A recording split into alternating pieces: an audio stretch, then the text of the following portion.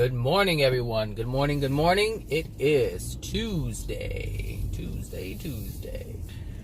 And so today I'm going to talk about loneliness and the benefit of loneliness. Or I should say it can be a benefit. But we have to know how to use it. We have to know what to look for. We have to understand the benefits of what we refer to as loneliness. So, and the reason why this is coming up is because there was a post. Weather alert. High wind warning around current location. There was a post on Red Table Talk, and this lady had asked the question, how do you heal yourself from a lifetime of loneliness? And of course, we understand loneliness to be this feeling where we feel there is no one to support us, there's no one around, there's no one to really communicate with, there's no one around to trust, to depend on in our time of need, and so we just feel like we're abandoned. There's a sense of abandonment that also is associated with this. And as I was responding to her post, I was mentioning that, you know, you have to, first I was reading what other people were saying so I knew where to go. And basically people didn't understand how to heal from loneliness, because that was her question. How do I heal from loneliness? Well, in order to heal from something, you have to understand what you have. I mean, if you have a cold and someone says take antibiotics, well, that's not going to help you, because antibiotics don't have any effect on a virus. It has to be bacterial in order for an antibiotic to work, to heal you from whatever bacteria infection you have. So there's an understanding that one must have in order for healing to take place, in order for healing to occur. And so I was reading things like, oh, get a pet, get, some type of, how they have these, service animals and things like that. Another one was love yourself, but understand that if someone is suffering from loneliness and depression, then how does one love themselves if they don't know what that is? Because if they knew what loving themselves is, or what self-love is, because that was in there too, it says love yourself, self-love. But if they knew what this was, then they wouldn't have any issue. There wouldn't be a problem. The point is, the problem is they don't know. I don't know what you're doing. What you're doing it mighty slow on the freeway with big rigs. I don't think so. The problem is they don't know what love is. So to tell someone to love themselves, how are they supposed to do that when they clearly do not know what that is? And so I was just reading the different posts, and I was like, okay, well, I can kind of see it, but I understand it. I understand why people would do those things, and so I had to, let them know, or let the person know that all these things are just ignoring the problem, and it's not healing you. And her question was, how do I heal from it? Not cover it up, not ignore it, not create an addiction, because all those things were addictions. Things to ease the pain in the moment. I knew I shouldn't have gotten on this dang freeway. Ease the pain that you're feeling in the moment. What is rattling? Hold on a second. My briefcase is rattling like a Christmas tree. I knew it. Something said, Zach, get off the dang 5. And I stayed on the 5. So, and you know what? Oh, Jesus. That's what I get for not listening to myself. I don't know what's going on up here, but there's a lot. Oh, yeah, I don't know. I don't want to do that.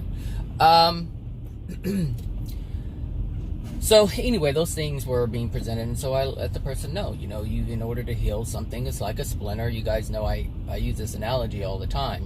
When you have a splinter and it goes into the flesh, it hurts as it goes in. And this is what happens with the soul and emotions. When painful emotions enter your soul, it hurts when it goes in. The problem is we leave it there instead of taking it out. And so, like a splinter, we can leave it in there, or we can take it out. And maybe it's like a cactus. You know, sometimes some cacti have very fine little prickly things. I forget what they call them. But anyway, they're real fine, and you can't see them, but they're there. You know, and it's like you move a certain way, you accidentally rub it, and you're like, ow, it's there. And that's the same thing with emotional injuries, when someone does something or when someone sees something. So in this case, if someone is lonely and they see someone, and they see a couple of friends chit-chatting, or, you know, laughing and having a good time, or just simply communicating, they'll feel the pain. The pain of what? The pain of lack. The pain of lack of what? Of the connection. And this is what makes them feel lonely. And it's the same thing when you see two people in a relationship, or you see a family gathering. All of these things people see, and it brushes across the little prickly thing, or the splinter, and it hurts. And that's the same thing that happens with the soul. The same exact thing. So now that we have this injury in our flesh, now that we have this injury in our soul, not everything, but things that are associated with that, or triggers that, I should say, causes pain. And this is what loneliness is. It's the pain of feeling not wanted, abandoned. Some people may feel like they're the black sheep of the family, so they don't feel that they have a connection.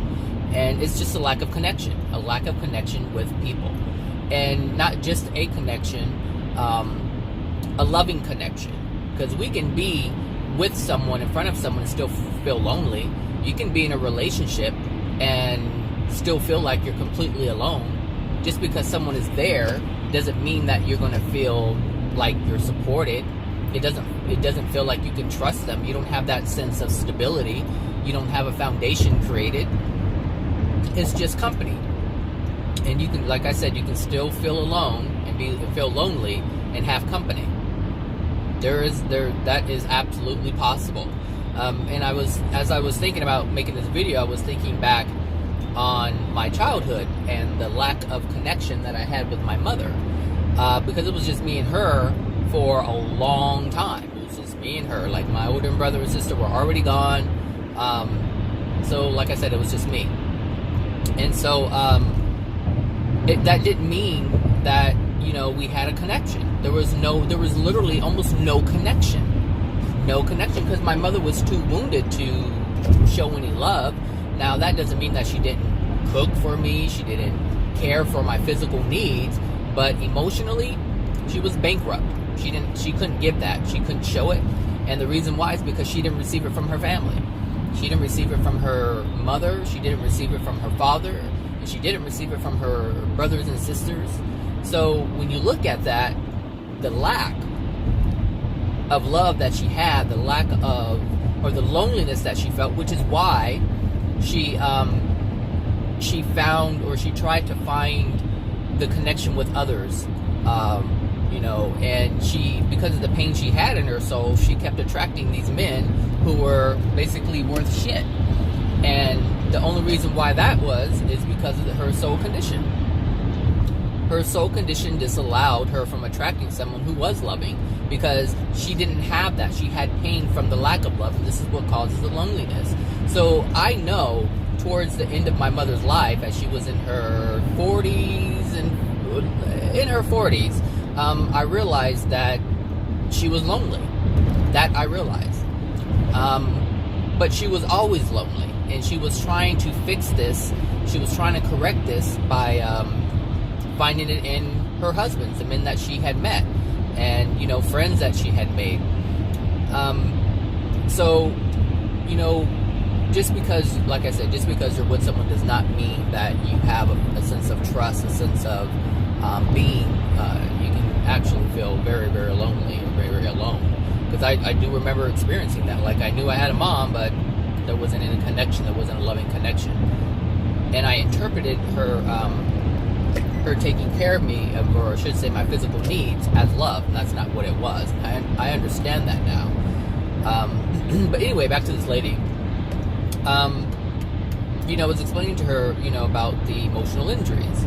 And the thing is, anytime you feel alone or lonely, sad, and depressed because you don't have a connection, it is a blessing.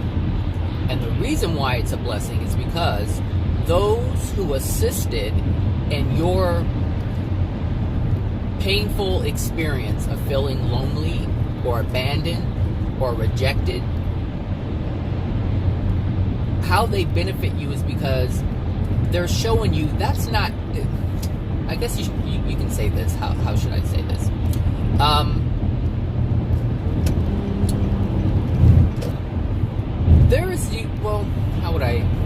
So there's something called the black sheep of the family, and generally these people are the ones who are outcasted. They're just like, no one pays them any attention, they treat them badly. And the thing is, they're in a position, I should say, to make the best of their life. To make the best of it. And the reason why that is because the people who are unloving are pushing them away. The only thing that harms them is their desire, their need to be wanted, to be loved, to be accepted. That is what harms them the most. And it's not that exactly. It's not that entirely.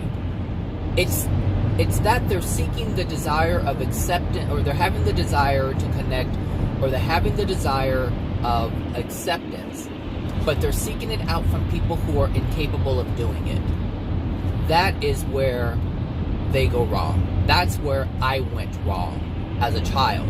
I did not know this, but I could have known this if my mother knew it. If my mother was aware of this, I would have been aware of this as well. In the beginning, when I was a child, if I felt rejected and my mother didn't have emotional injuries, I would have automatically accepted the rejection from those people, not have taken it personally, and walked away and lived my life how I decide or would have decided to live it. But because I was, what are those fumes coming in my car? But because I wanted to be accepted, I wanted to be included by my family, I was constantly in pain. And this created a loneliness because I couldn't, especially with my peers, with my cousins. So, I mean, I've said this before. With my cousins, they really didn't accept me. For whatever. I mean, I know why the reasons are, but they just didn't accept me. And I wanted to be accepted by my cousins. I wanted to be accepted by my family. Even some of my aunts and uncles were very dismissive of me. And that couldn't happen because they were not capable of doing that, but yet I wanted it from them. I wanted something from them that they were incapable of delivering. I expected something from them that they did not have to give me. And because of that expectation, I created pain within my being. That's what happened. I did that. And so anyone who feels lonely, anyone who feels a sense of rejection, anyone who feels a sense of abandonment, it's because they wanted something they wanted something from someone that they could not, that the other person or that someone could not deliver. We expected it, we wanted it, we wanted it, we wanted it, but we couldn't have it. And that created the pain. That the pain came from the lack. But because we did not have understanding as children, we did not know to let it go. So as an adult, we can see it from the perspective that I'm explaining it in. And we can remove ourselves from wanting something from someone knowing that they can't deliver it. But that does not mean, just because I see it clearly today, does not mean that the pain that I caused myself in the past has vanished. It doesn't mean that it's gone away. It means that I have the awareness now. It's like I stopped the pain, or I should say I stopped more pain from occurring, but I still have the responsibility to myself to release the pain that I caused myself when I was a child, when I was unaware, when that knowledge was not within my consciousness. I still must remove that. It's just like, it's like when you make a mistake at work, right? And you realize what the mistake is. You know not to do X, Y, and Z again because it will create the same outcome, which is the mistake that you made. But that doesn't mean you don't have to fix the mistake that you made. You have to go back and clean it up.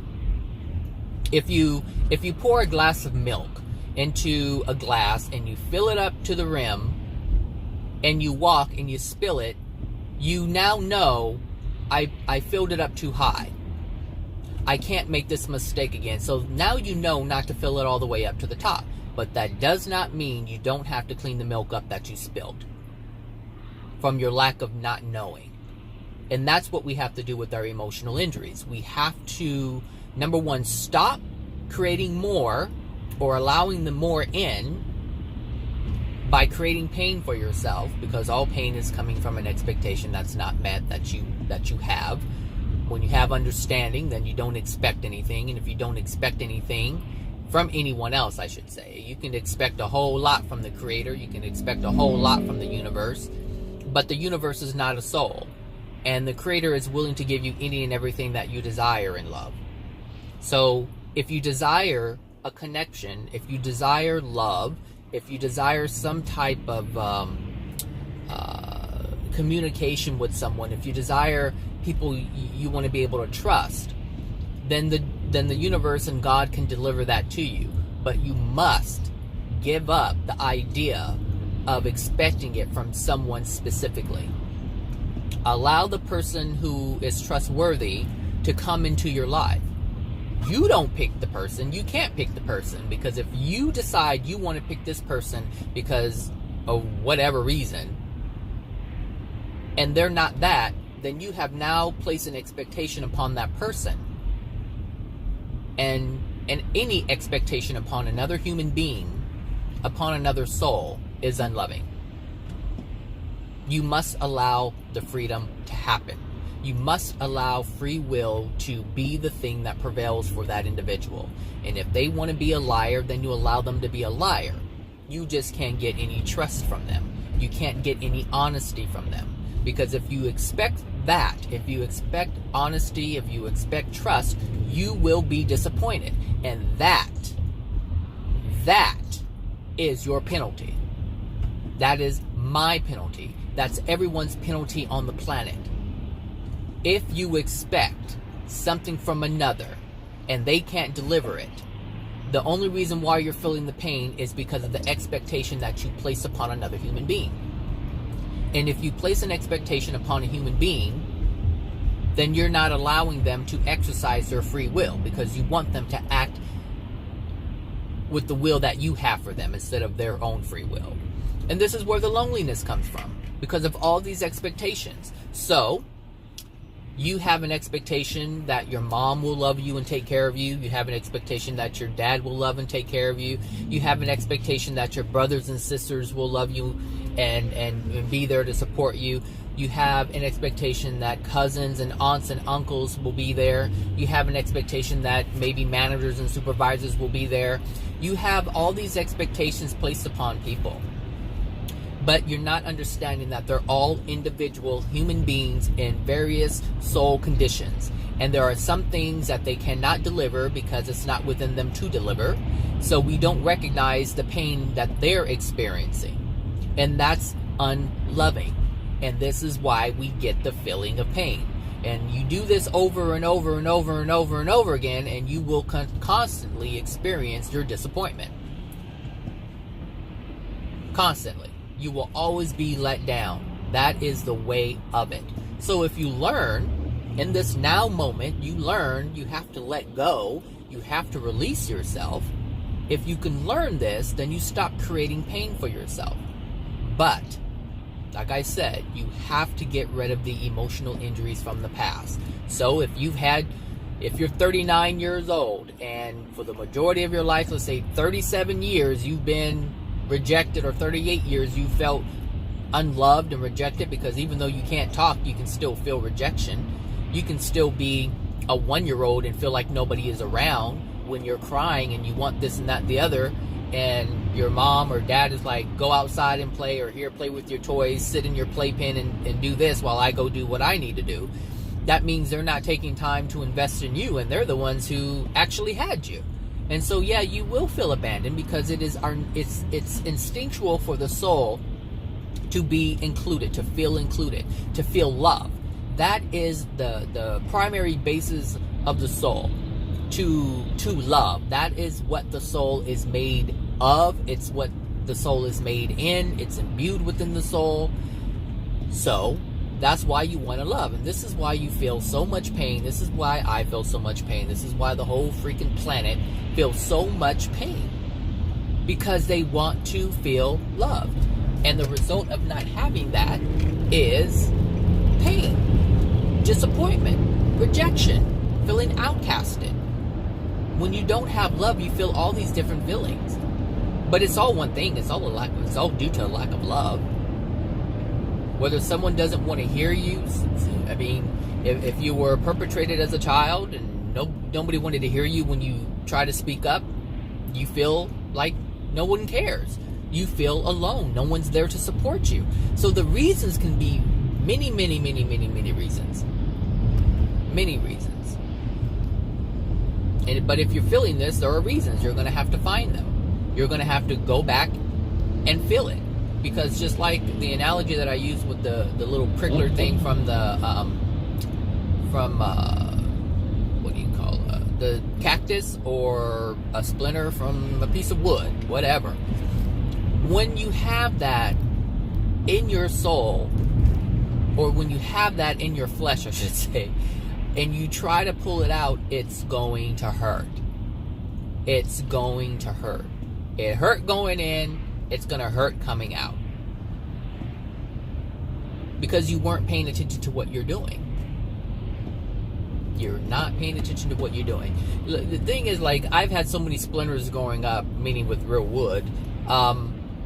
Every time I touch a piece of wood, I'm mindful of splinters. I never rub my hand across the wood. I just grab it directly.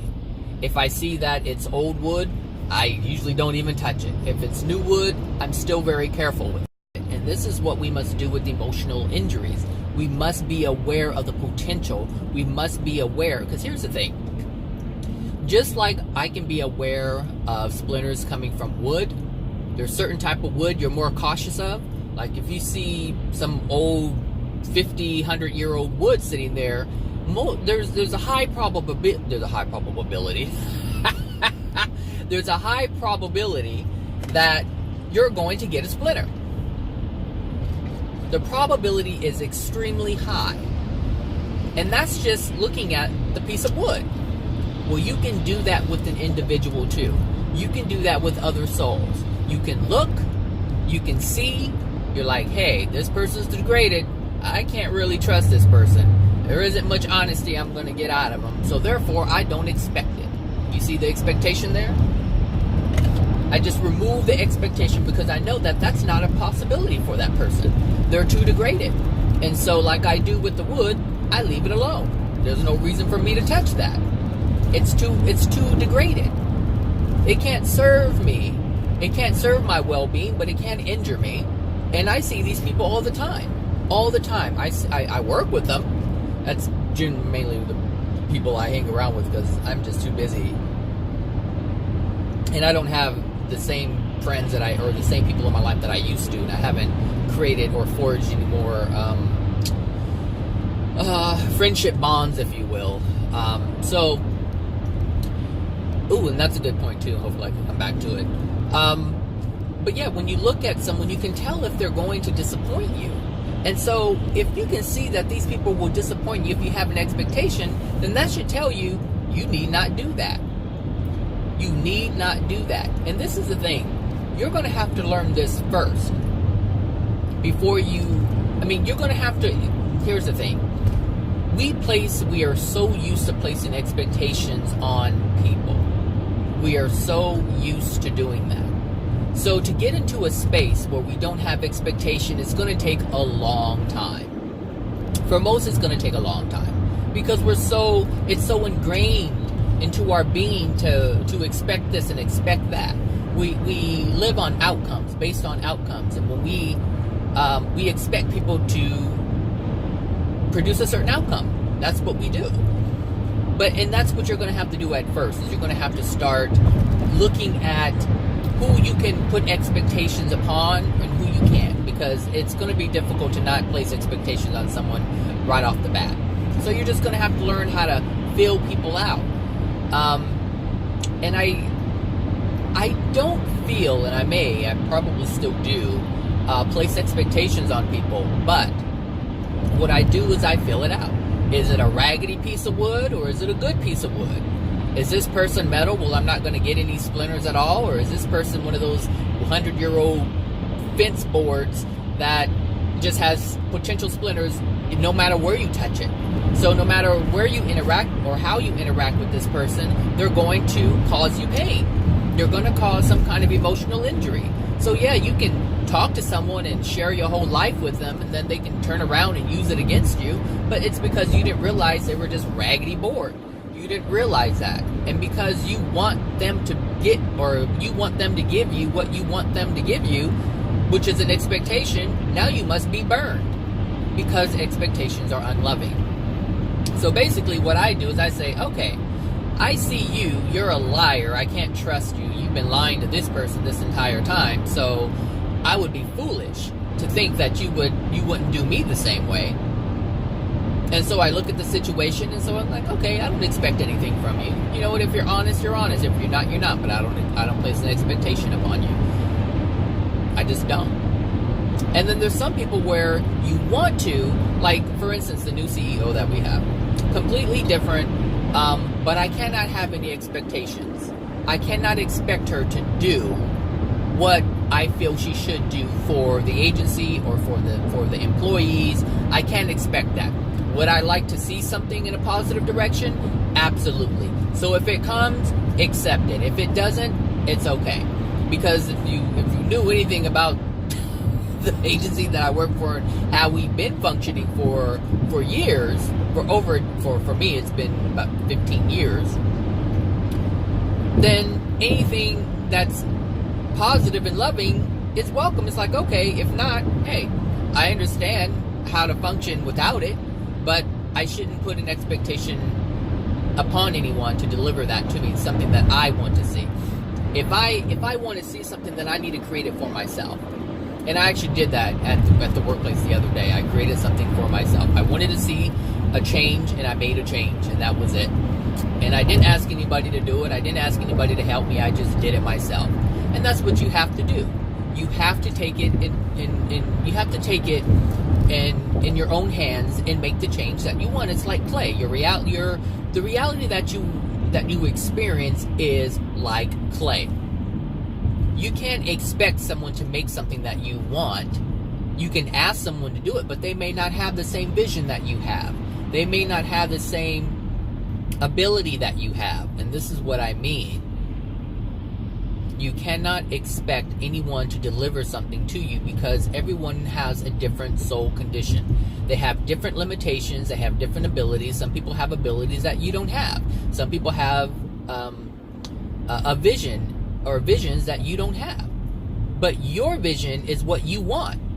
So their vision may be greater than your vision. Their vision may be less than your vision. It's all different, but they have the free will to be that way. To be different, to be unique. You don't want the same thing. If everybody had the same vision, the same ability, the same lack, then everything would be the same, cookie cutter, all the way across. And you couldn't get the variety that we have today. We couldn't have the excellence, and we couldn't have the degradation. Like, there's so much contrast to get you thinking and going and move you in a direction. But that's what we need. We need to see different things in order to improve ourselves, if that's the direction we want to go.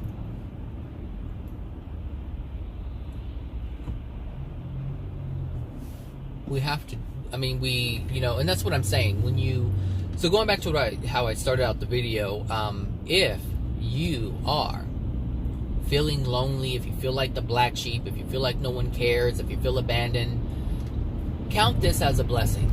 Because that means those who did not love you, who could not love you, are trying to remove you from their life. Meaning they're attempting, what they are doing is pushing you away from degradation. So instead of being degraded yourself, if you could just look at it and say, I see these people are unloving, they're doing me a favor by pushing me away, you can then focus on yourself. You can then understand and find what love is, because if they're pushing you away, anybody who pushes you away is not loving. Unless you're trying to harm them and they walk away. That's something completely different. And that happens a lot too. That happens a lot. People are so unloving, they don't know that they're unloving. They use people and they don't know that they use people, because it's a way of life. It's a way of life. I have family members who would just use you if you let them. And then when you don't want to have anything to do with them because of that, they think, oh, you're an asshole, you're mean, you're this, you're that.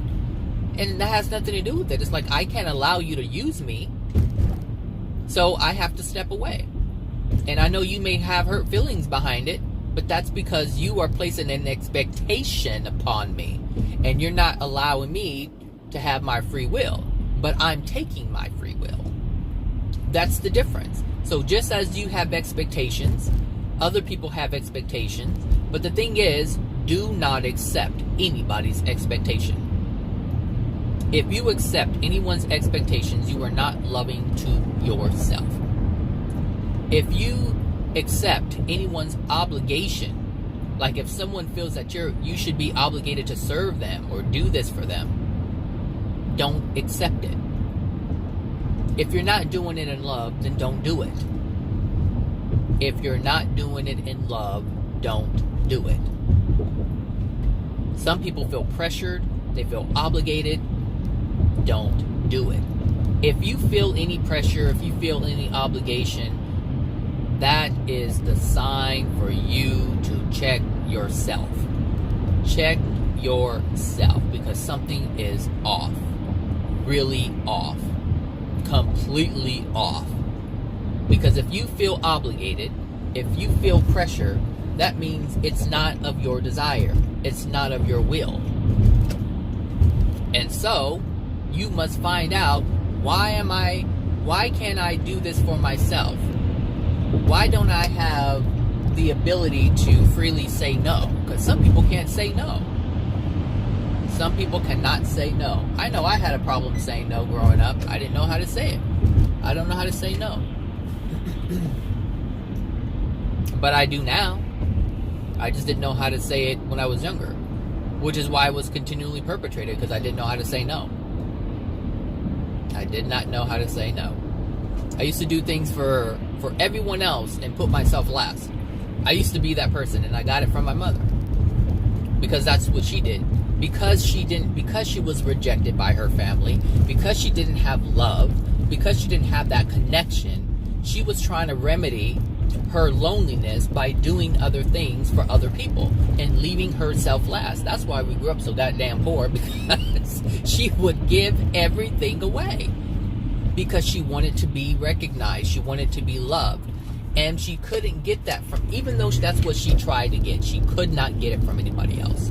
You cannot get love from anybody else. You have to get it from yourself, or you have to get it from the Creator. And anytime you're trying to substitute those two, self-love and love of from the Creator, which the Creator has always given you, if you try to substitute that, you're going to feel let down.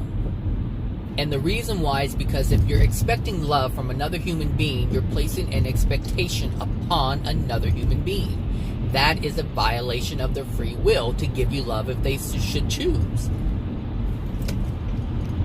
Also, if someone, and a lot of people on this planet have the wrong definition of love. They have man's definition of love, and it is not the same thing as God's definition of love.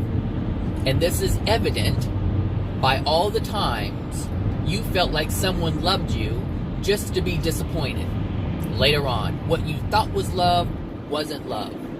It was an addiction. It was someone using you to get a need met. It was you using someone to get a need met. It was someone using someone to get a need met.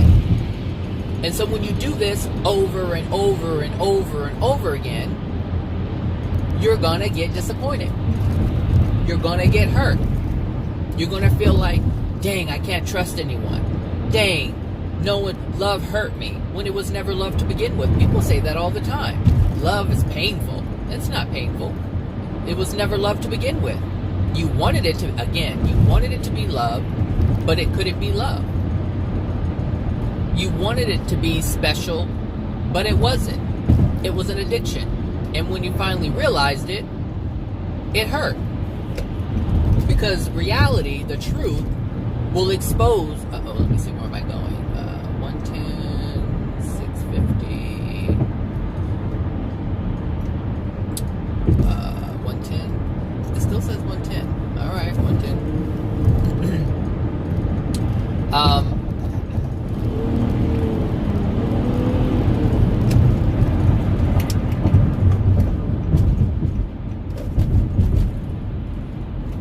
You're going to get disappointed. It's going to happen. It's just going to happen. So if you can learn not to place expectations upon people, if you're feeling lonely and you want to be loved, give it up. Just give it up and love. And that's how you're going to find out how to love yourself. When you stop. And this is one of the reasons why people don't have self-love, because they're so used to getting this pseudo feeling, or I should say pseudo love feeling. They're so used to it. They're like, I get good feelings when this person does something for me. I get good feelings when this person is around. That's what happens. And so why would you want to focus on self-love when all you have to do is say, hey baby, come over here. Let daddy love you. Let mama love you. Come on and get some of this. You feeling good in the moment. And that's really what people think love is sex. They really believe that's what it is. This is why so many girls get knocked up. This is why so many guys have kids all over the place. Because they believe that's what it is. Oh, they desire me. They must love me. They must like me. I must be attractive. I must have this. I must have that. Really? Seriously. And they fall for it. They really do believe it. They really do believe that's what they're getting, and that's not what they're getting. It's unfortunate, but it's real.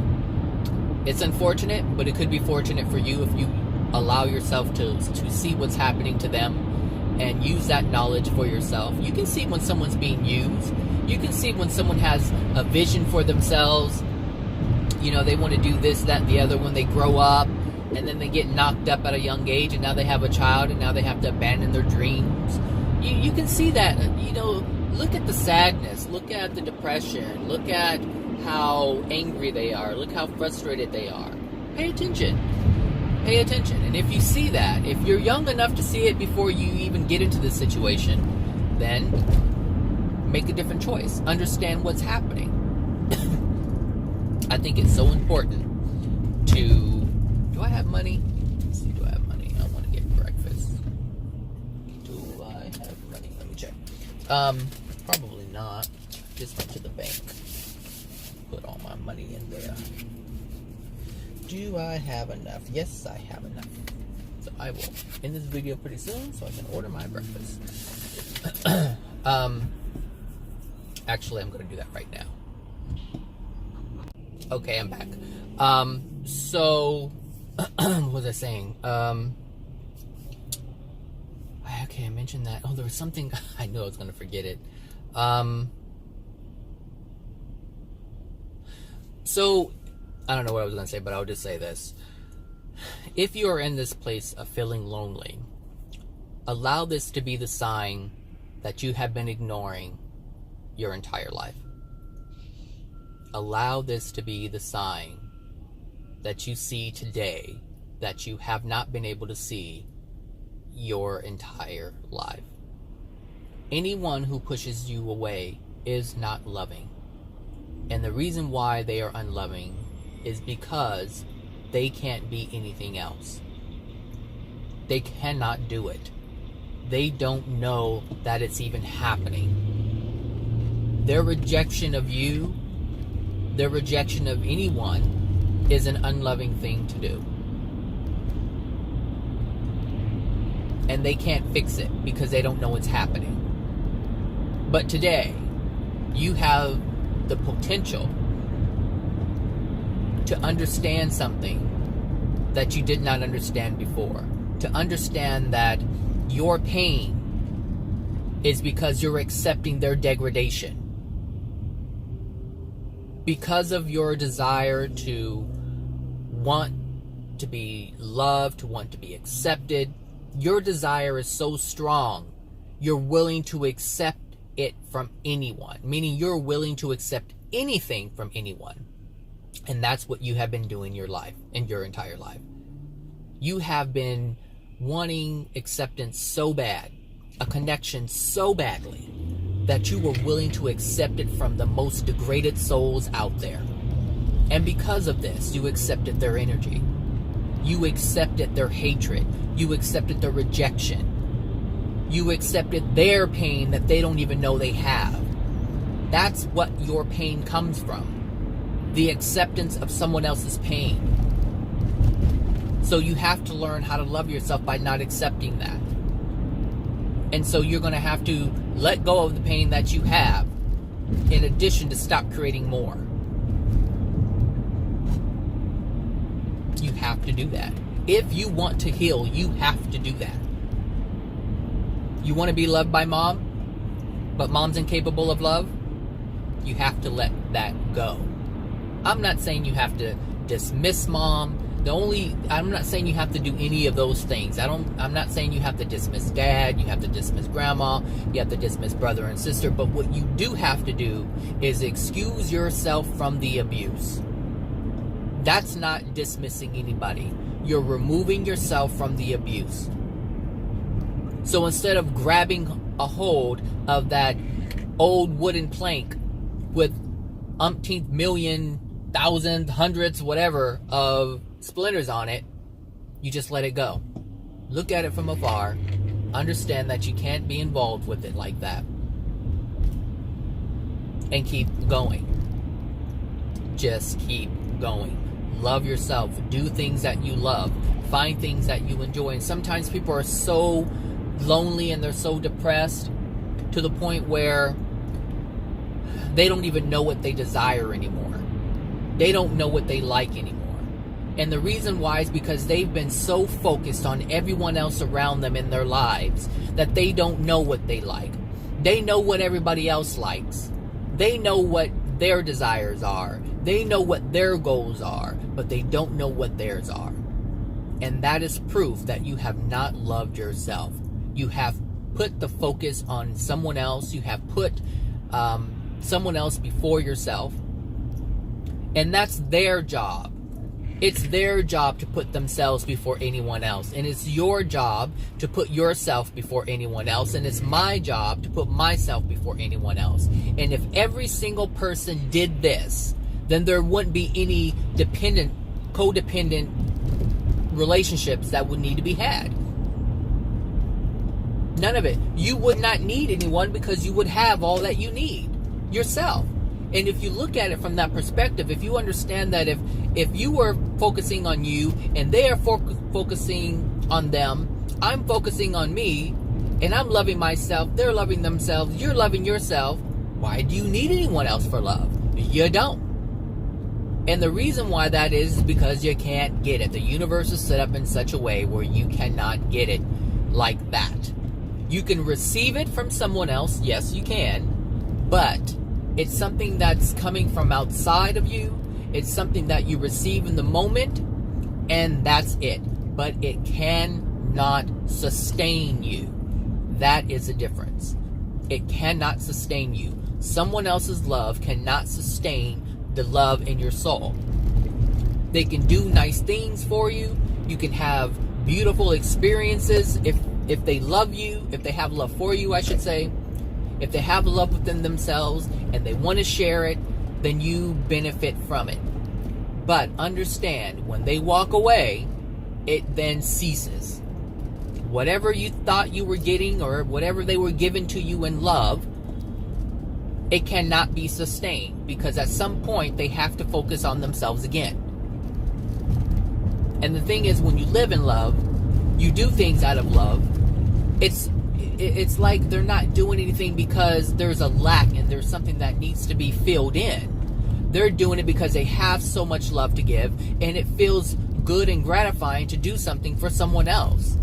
Hey, I have, like, if someone's growing cantaloupes and they're like, I have cantaloupes, I want to share my cantaloupes with you. I should probably have used a different one. I should have probably used a different cantaloupes, watermelon, whatever. I should have just used a different fruit, but I didn't. Anyway, I think every fruit can be used as some kind of sexual something, whether it's cantaloupes, watermelons, bananas, or eggplant, something. Apples, even apples. Jesus. So, where am I going? Because I don't know. I'll go this way. I know it's a long way, but but let's say someone just has cantaloupes and they're like, I'm growing cantaloupes. They've tended to their garden. They're growing and they're sweet and they want to share it. They know they have an abundance of cantaloupe and they want to share it. There's nothing wrong with sharing it. Because of the love that they have, they want to share it with another. There's nothing wrong with that. That's a very loving thing to do. Seriously. But if someone does it because someone's starving and hungry and they feel they're obligated because they have so many, no, it's not done out of love. It's done out of fear that something's going to happen to the people who are hungry. They may die. Let me feed them. They're suffering. Let me stop their suffering. And it may seem, and for a lot of people, it may seem like, whoa, I've been taught to help people when they're in need. Of course you've been taught to help people when they're in need. The people who taught you didn't know any better. And I'm not saying you don't help people if they're in need. I'm saying if it's done in love, then you do it. So for instance, if you have a field of pineapples and you have a business, and that's, I feel so nauseous. You have a business and I always feel nauseous around this time. It's so weird. That's so weird. Sorry about that. If you have a field of cantaloupes and you have a business, and this is what you do, you're in the business of produce, and you have made your profit, or you've sold whatever can be, or you've sold whatever people needed to, or I'm sorry, you've made sales based on the on the amount of cantaloupes that people needed to buy from you, and you have a lot left over. Well, what you do with that, the intent behind it is everything. So can you share your cantaloupes with people who are suffering? Absolutely. But why are you doing it? Are you doing it because they're hungry? Are you doing it because they're suffering? Are you doing it because, hey, you have all of this, there's more, and you just want to share what you have with other people? Not because they're suffering, not because they're poor. No. You can even donate it to anybody if you wanted to.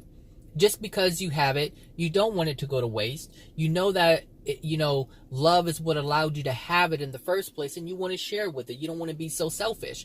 That's something completely different than trying to help people because they're suffering. And this is why this is one of the reasons why people feel lonely as well. They try to help people. They try to give other people what they didn't get growing up. The support, the acknowledgement, the love. They didn't get that, and so they tried to do that with other people. And that's where they go wrong. Because the only people that really are going to benefit from that are the people who have a soul condition that allows them to accept it. But the people who have a degraded soul condition, who are not deserving of that, they will cause you pain because you don't understand the universal laws. The universal laws basically go like this.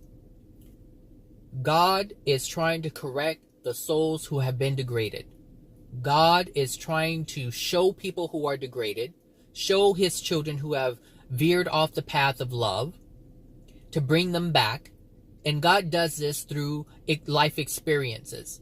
The universal law of attraction is responding and bringing them situations to wake them up. So anytime you try to interfere with that lesson that the universe is bringing, that God is delivering to his child, to her child, you will get penalized. You do not interfere with the parent. When the parent is trying to discipline, you do not try to interfere. And that's what we do. We interfere. And because we interfere, we have to be penalized. And that's your lesson. That's your law of attraction. And you say, hey, I tried to help this person, but they screwed me over. Why did that happen? Because you were out of line. You did not understand the universal law.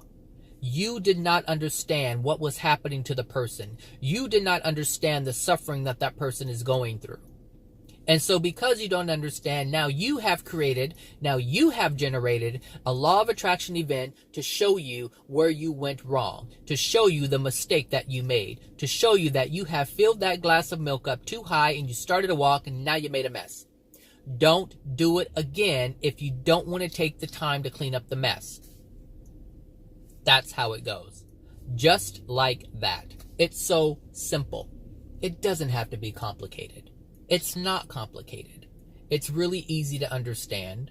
Really easy to understand. And that's a wonderful thing. It's a beautiful thing because God did not create a universe that is complicated. It is very easy to understand. The only reason why it seems complicated is because we want it to be how we want it to be, how we think it to be. And God, everything that was put into place, all the universal laws, everything that is, look, it was all done before we got here. So everything already has its place. It already has its meaning. And its place and its meaning is only viewed correctly through the lens of love, which is why you have to have love within your soul.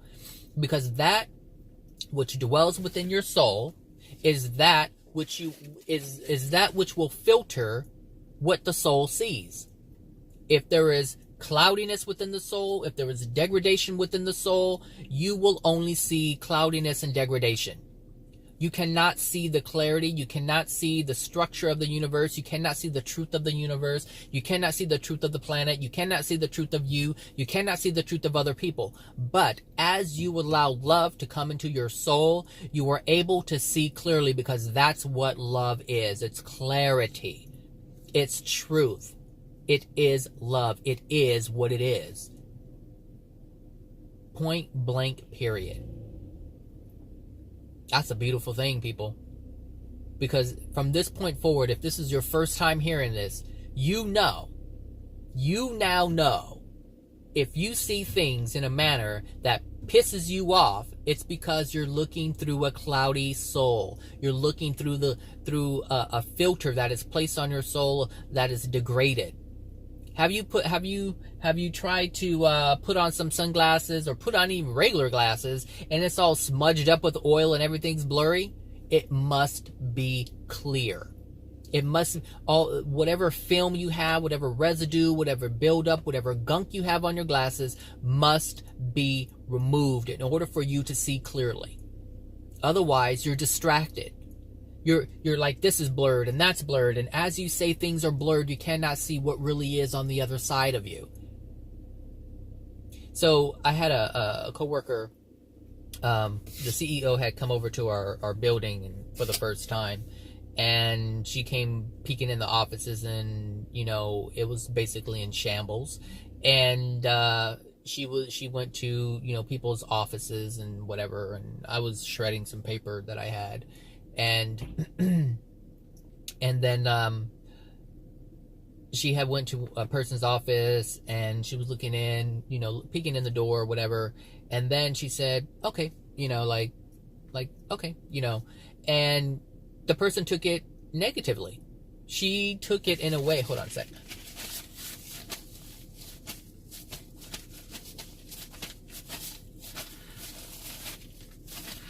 She took it in a way where she felt dismissed. And I know that's not how the CEO meant it.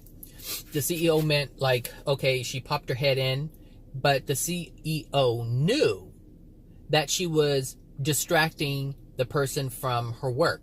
Her presence there was distracting her. And so the employee was basically turning her attention towards the CEO. And so the CEO said, okay, like, I'm done. And she took it in a negative way, but what the CEO was really doing was saying, okay, I'm not here to distract you so you can go back to what you were doing. I'm really not here for you. But the person took it as being dismissed, and that's not what was happening. The person wasn't being dismissed at all. But because of the degradation within her soul, that's how she perceived it. That's how she took it. And that's what I'm saying. You cannot see clearly when you have degradation in your soul. So that means that person had a lot of pain within their soul, has felt dismissed in the past, because that's the only conclusion that she could come up with based on the interaction. Based on that person's lack of feeling worthy, that person could only interpret that person was being dismissive because that person put more value and worth on the CEO. So anything that the CEO basically does is going to be taken in a way that is a negative way. And that's only because of the soul condition. She could not see clearly because there was all this cloudiness going on within her soul. And that's it. So I hope you guys have a wonderful, Tuesday. And I will talk to you guys later. If you have any questions about anything, go ahead and post them. And that's it. All right. Take care now. Bye.